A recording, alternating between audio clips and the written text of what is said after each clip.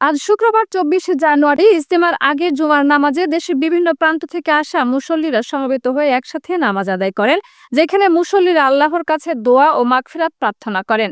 বিশ্ব ইজতেমা ময়দান টঙ্গীপুর গাজীপুরের আয়োজিত এ নামাজে অংশগ্রহণকারী মুসল্লির সংখ্যা ছিল হাজার হাজার। নামাজের পর দোয়া করা হয় এবং মুসল্লিরা একে অপরের জন্য দোয়া করেন।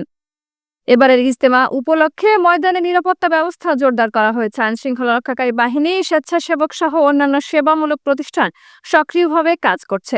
মুসল্লিদের সুষ্ঠু ও শান্তিপূর্ণ নামাজ আদায়ের জন্য পর্যাপ্ত ব্যবস্থা নেওয়া হয়েছে। ইজতেমার পরিবেশ মুসল্লিদের ভ্রাতৃত্ববোধের অনুভূতি ছড়িয়ে দিতে পারে এবং মুসল্লিরা পরস্পরের সাথে সুসম্পর্কের মাধ্যমে ধর্মীয় অনুভূতির উজ্জীবন ঘটান। আসছে 31শে জানুয়ারি বাদ ফজর আমবায়ানের মধ্যে শুরু হবে বিশ্ব ইজতেমার প্রথম পর্ব। 2 ফেব্রুয়ারি আখিরি মোনাজাতের মধ্য দিয়ে শেষ হবে বিশ্ব ইজতেমার প্রথম পর্বের মোনাজাত। Taimur Alam Apu, movie Bangla television, Tongi, Gazipur.